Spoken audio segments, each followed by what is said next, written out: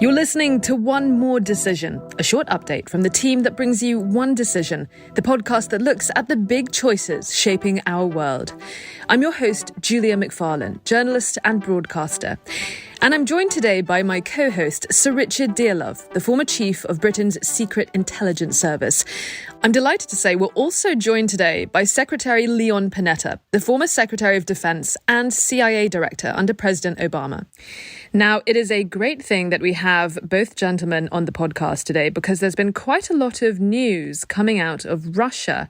Late on Wednesday night, it seemed that Yevgeny Prigozhin, the head of the Wagner Mercenary Group and leader of the failed mutiny against Putin earlier this year, has appeared to have finally run out of luck. Reports that he was on the passenger list of a private jet that exploded in the air somewhere between Moscow and St. Petersburg. Now, there's been a lot of news dribbling out in the last day, but the big news we've heard is that Putin has finally broken his silence, releasing a video statement earlier. He says, I knew Prigozhin for a long time from the early 1990s. He had a difficult path and made some serious mistakes in his life, but he got results for himself and when I asked him. Putin also went on to send condolences to Prigozhin's family for their loss.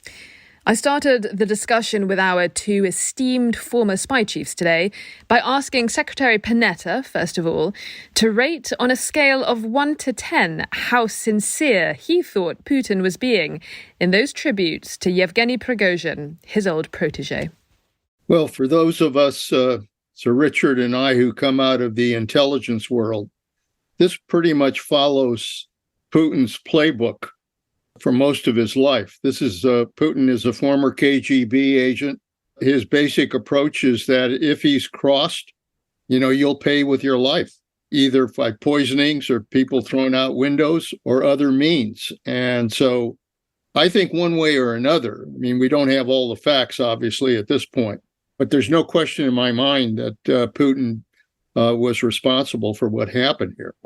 And therefore, if I'm right, when he takes to the airwaves to deliver condolences to the family, etc., he's only doing that because he knows that Prigozhin and the Wagner Group had a lot of support in Russia. And I think he's trying to see what he can do to try to modify that kind of support, sympathize with it, and indicate that somehow he was not responsible for something that I think without question he was responsible for. Richard, Secretary Panetta has brought up something really, really important, which is the difficult line that Putin now has to tread. Now, this has happened, and I want to ask about that. But before we do, I just want to go on to what we know about what physically has happened. And there are conflicting reports. The Russians are carrying out an investigation on this now, but in the initial hours after the attack, we saw on Wagner-affiliated Telegram channels claiming that there were sounds of two explosions.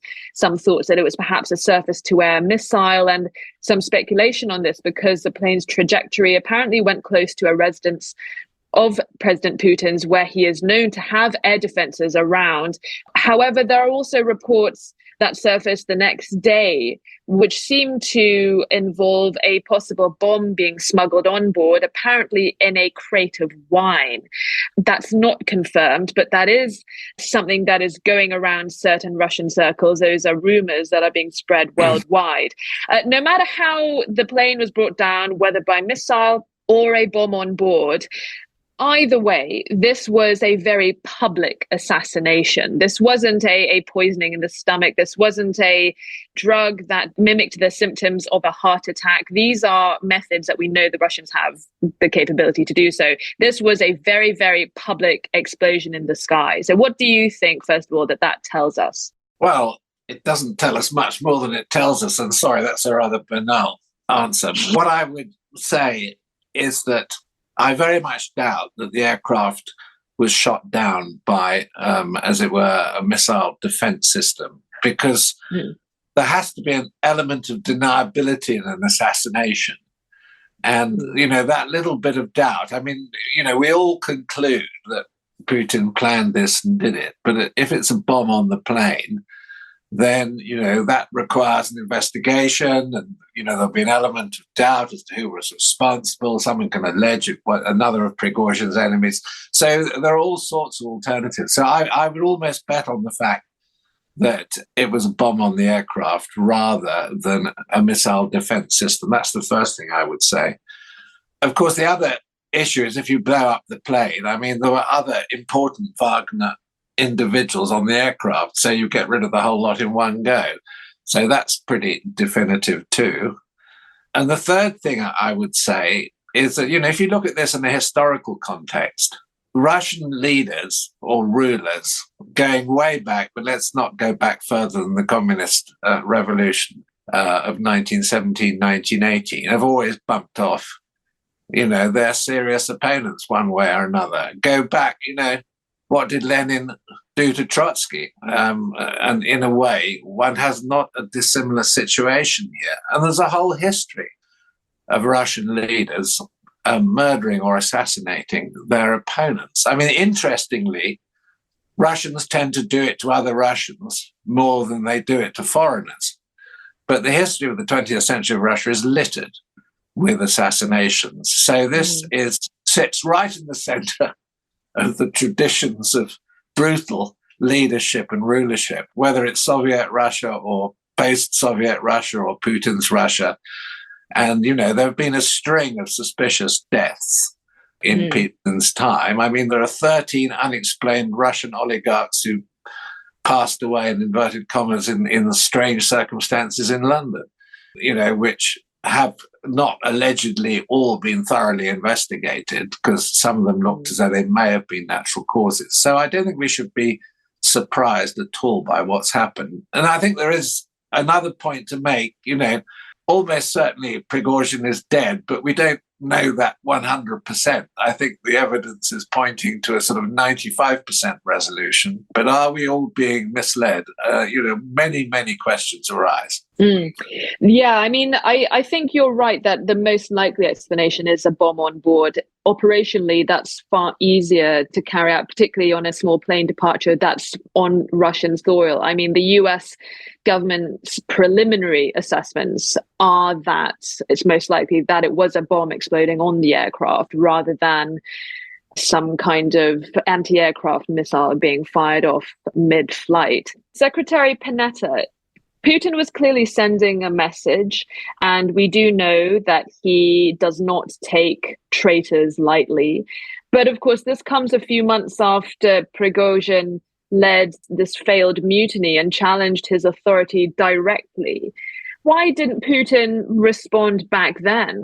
Surely the real show of strength would have been to crush Prigozhin when his authority was being directly challenged. Instead, Putin sort of, shook hands with Prigozhin. They sort of ended that mutiny amicably. And for revenge to have been served cold, as it were, a few months later when Prigozhin was on an aircraft, that doesn't really scream power, does it? If Putin was really in control, he would have squished him like a fly in the midst of the mutiny, would he not?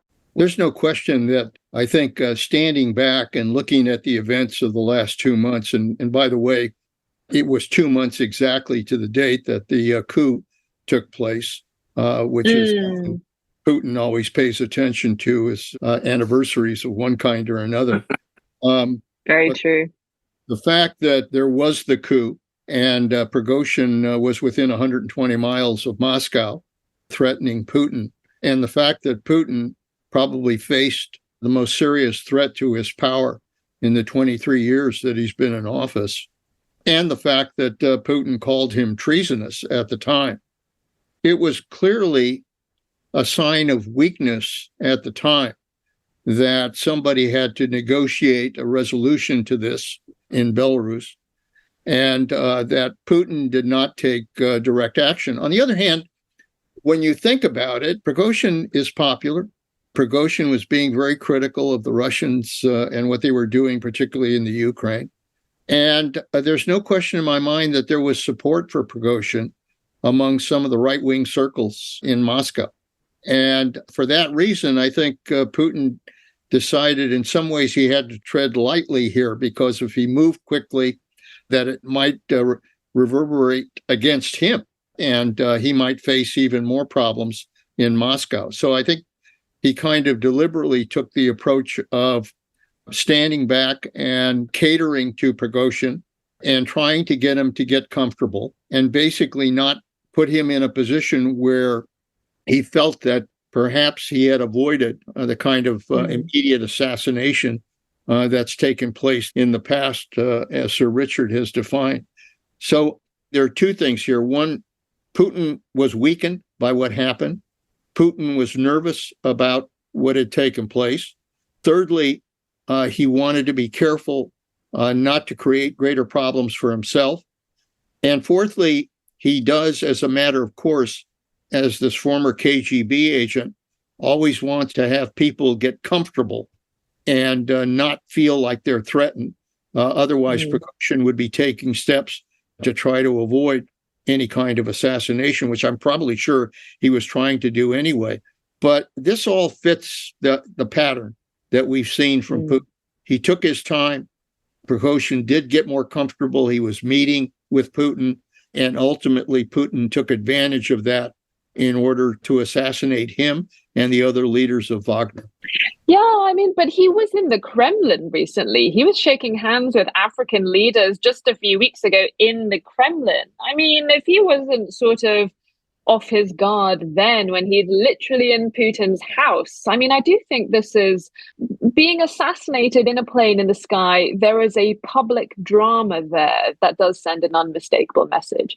This question is for either of you, gents. The other thing that has changed since the mutiny, well, two things. First of all, the Rosguardia, the Russian National Guard, which is around 200,000 personnel strong, and it was created by Putin in 2016. It's headed by his former bodyguard, and their purpose is really to protect the Russian leadership. They have been given heavy weaponry, and they have been strengthened in the week since the mutiny. The other thing that has happened is Sergei Surovikin, who was an old army chief, who appeared to potentially side or show support with Prigozhin, he was sacked on Wednesday, the same day that Prigozhin's plane exploded in the sky. But he's also been sort of missing from public view ever since the mutiny. So those are two key things that have happened since the mutiny, and so could potentially be relevant to the timing of all this. What's the relevance of those two events? The beefing up of the Rosguardia, the sacking of Surovikin. This is Putin clearly trying to shore up his position. Does that mean that the security of his position is one that is very clearly in question? Well, I think that one of the lessons of the mutiny is it was clear at the time that the Russian military didn't really oppose the Wagner Group in the initial stages of them, mounting this extraordinary action. And there's no question that there was sympathy within bits of the military leadership. That shot of Prigozhin when he was in the south, sitting down with the two leading generals, chatting with them amicably. And there's no question when the Wagner sort of column left the war theatre and headed north towards Moscow, it's pretty clear from what I've heard that the road to Moscow was not defended, that the cupboard in Moscow was pretty bare.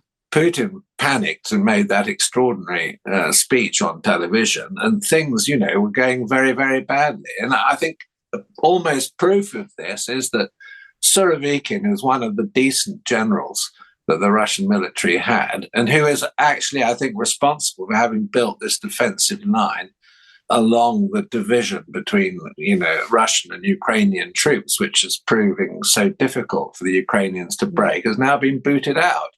Although it looks as though he's been sacked. So, things are difficult for Putin at the moment. And, remember, he's assassinated someone from his inner circle. When they start killing each other, you know that they've got real problems. And although you could say this is a reassertion of Putin's authority, on the other hand, I would say it's indicative of the weakness of his position as well. It cuts both ways. And I think he has got some serious problems in terms of trust for the military. And this Russian National Guard sort of protection, like a Praetorian Guard, it's not a very large organization and it's no match for the Russian military. So the questions, in Putin's mind must be, his vulnerabilities, I think. And this is a pretty desperate measure, but one that we all expected, where he rubs out Prigozhin. I'm sure that Leon's got observations on that as well.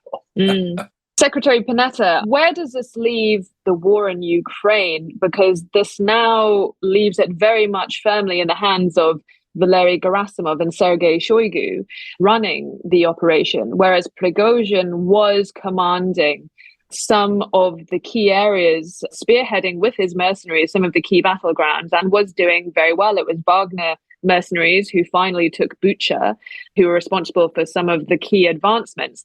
Valery Gerasimov and Sergei Shoigu, they're kind of the two Ronnies, really, of the Russian army. Actually, I don't know if over in America you'll get that reference, these two almost comedic sort of buffoons who are really quite incompetent, blundering around. What do you think Prigozhin's absence and the demoralization, perhaps, on the troops will have on the Russian war effort, given that he was well respected by a lot of soldiers in the Russian army, not just among mercenaries?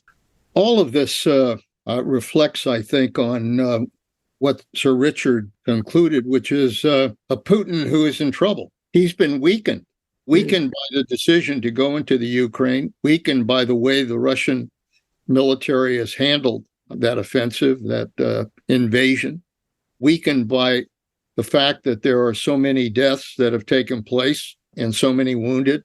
There's no question that there's a tremendous amount of demoralization within Moscow about what's happening in the Ukraine. And Prigozhin made it his credo that of criticizing what was happening to the Russians, what was happening with regards to their failure. And I think that right now, because Putin has to focus on all of these weaknesses that are occurring, and the fact that I would not be surprised, very frankly, this Wagner group was very loyal to Prigozhin, extremely loyal. In addition, there were right-wing supporters in Moscow who are very close to Prigozhin, that I think Putin has to worry a great deal about his own personal safety at this point. Imagine having the kind of loyalty that Prigozhin demanded, and suddenly he gets killed in this kind of assassination. There's no question that there are elements of the Wagner group that are not going to take lightly to this. And I think Putin has to worry, which means that it's going to detract from his focus on whatever's happening or not happening in the Ukraine. I think this is probably a moment in time, if I were in the Ukraine, where I would take advantage of the kind of disruption that has just occurred. Right. The Russians have been primarily concentrated the last sort of 6-7 months on defense, on strengthening their defenses, on mining the heck out of the places they currently hold. This assassination is really not going to favor the Russian war effort, because now Putin has to sort of have one eye on securing his position at home as well as one eye on Ukraine. I mean, the Ukrainians this week have been sort of, I don't know if celebrating is the right word. Prigozhin is he's really an evil man towards them. He is responsible for some really brutal executions of Russian defectors who've been handed back to Russia in prisoner swaps. He's been commanding troops who've been accused of crimes against humanity on the ground. They are sort of celebrating his death. But Zelensky, he said something was quite amusing. He's quite witty at times. He said, when we've been asking the West for planes, this isn't quite what we meant. But he then went on to say, no, this wasn't anything to do with us, even if it is, something that is quite good. And also interesting that, you said that Putin pays attention to anniversaries. It's also Ukraine's National Independence Day today. I don't know what relevance that happens to be, but certainly the Ukrainians are pleased that he's gone, and they must think that this is something that is in their favor. Yeah, bear in mind also with the Wagner Group that, they were one of the agencies that Putin could use to conduct, grey warfare more broadly. And the role of the Wagner Group in the Sahel region in Africa, where you've got, Mali, Burkina Faso, now Niger, inclining towards the Russians rather than, their former Western allies. I mean, it's possible, given, Prigozhin's disappearance, that without leadership, this option is not going to be as easily exploited by Putin as has been in the past. In my view, what's happening in Niger at the moment, which is relevant, it was a very significant way for, Russia to get at Macron and destabilize French interests in a broader venue. So there are all sorts of dimensions, some of which are internal to Russia's Leon's prescribed, but it goes more broadly than that. And I think it does indicate that there's some really profound problems inside the Kremlin now. It's not just this Putin's, the original mutiny. There's a lot which is, let's say, fragile. It's very brittle, in my opinion. Things could snap and things could change pretty rapidly looking ahead. I think it's really important for everyone to remember that Putin created this monster. He's the one who empowered Prigozhin. He's the one who empowered the Wagner Group. He's the one who supported the Wagner Group and their different exploits. And there's no question that Prigozhin in many ways was a thug and a war criminal along with the Wagner Group. And now it's come back to basically threaten Putin himself. He created a monster that now has threatened him. And so the message that went out is a message that, Putin has made clear that he is going to take action against those who would threaten him. That's the message. I mean, after all, I think it was the Russian media, the Russian authorities who first announced what had happened here. And they almost did it with almost a semblance of comfort that it had happened.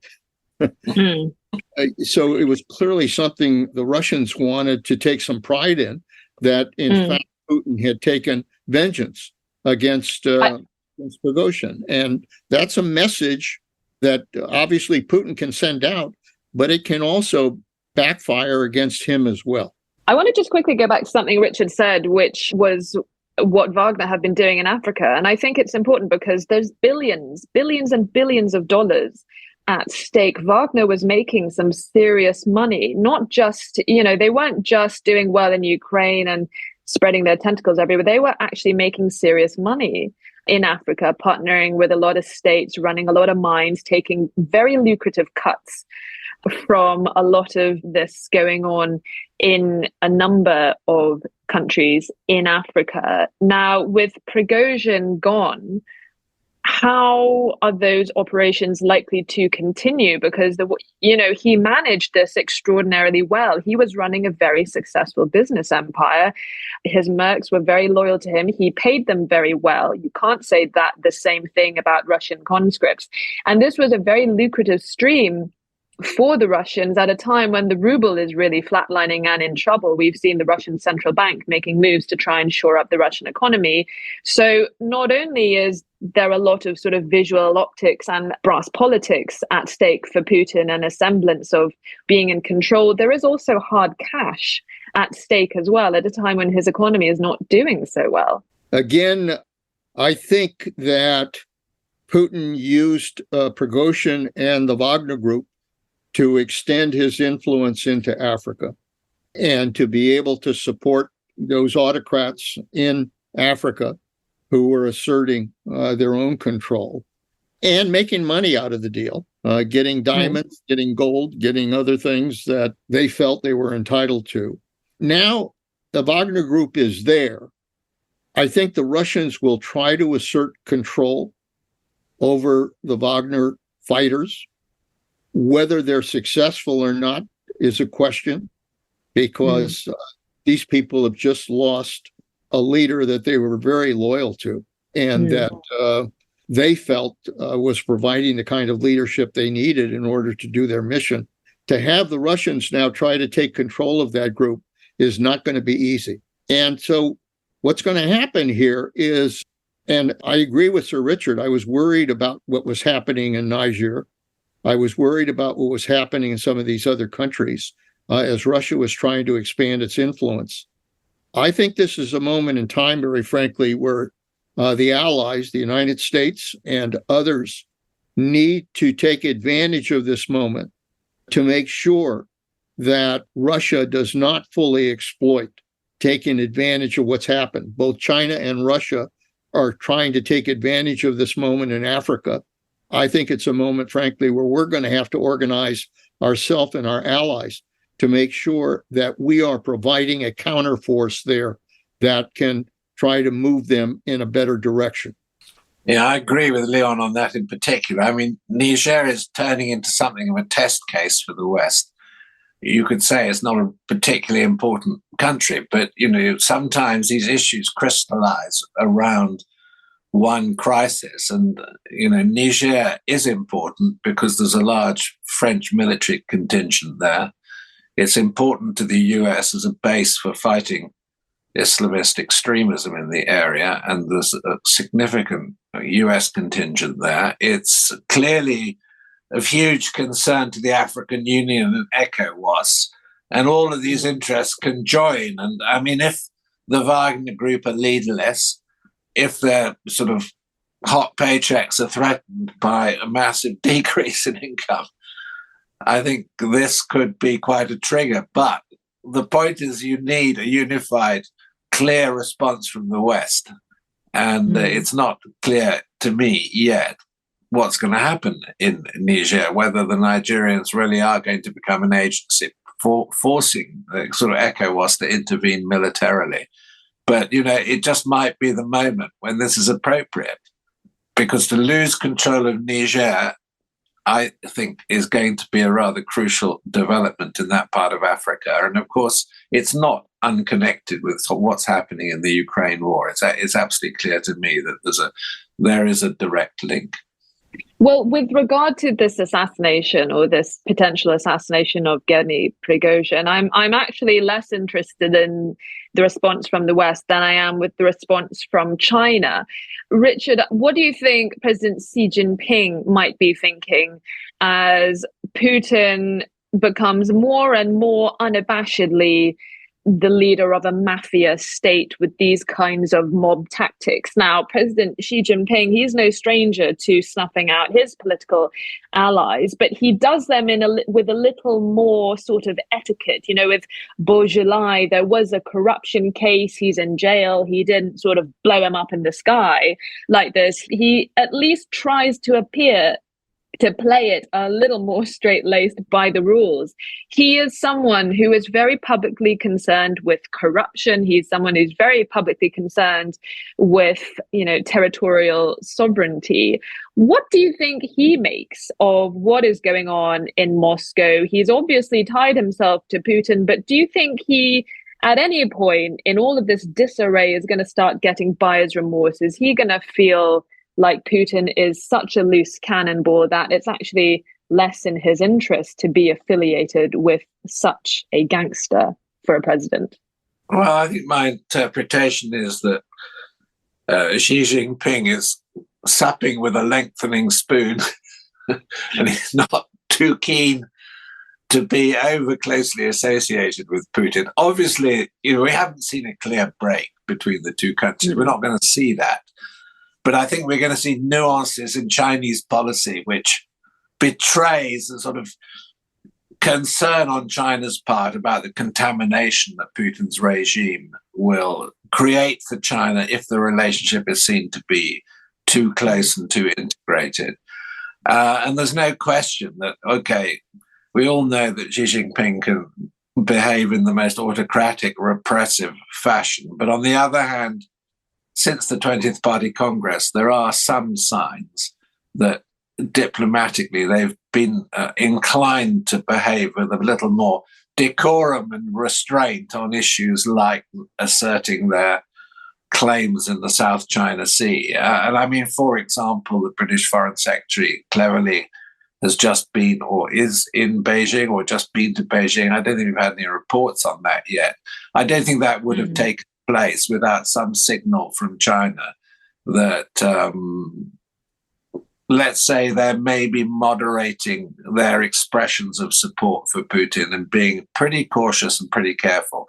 And I mean, the other thing which I think is key for Xi Jinping, the Chinese economy, as we now discovered over the last 2 or 3 months, is in one hell of a mess. And Chinese, as it were, development depends very heavily on its success in global trade. And I think that Xi Jinping right at the moment needs to worry about China's image as an international trader more than as an ally of Putin. So there are all sorts of reasons why he might be treading very much more carefully. But I'm sure Leon has got views on that too. I think Sir Richard is correct that Xi is being very cautious about ties with Russia. He saw how the war has gone. He saw the impact on Putin of the coup that took place. And very frankly, he knows that he's got to keep a hands-off approach to Russia. He doesn't want Putin to come down. He doesn't want to create a greater instability there. But at the same time, he also doesn't want to create the same enemies that Putin has created. And therefore, I think, for the West, it's important, obviously, to try to see if we can take advantage of opportunities for dialogue, try to see if we can work a little more with China and try to prevent China from becoming another threat to Taiwan and to the South China Sea and become, in a way, the destabilizing force that Russia became in Ukraine. I think Xi wants to avoid that right now. That's it for this week's episode of One Decision. We drop new episodes every Thursday. Like and subscribe so you never miss an episode. Drop us a line. Tell us your thoughts. What decisions have impacted you and where you live? You can write to us. Our email is onedecision@onedecisionpodcast.com. From me and the team, thank you for listening and see you next time.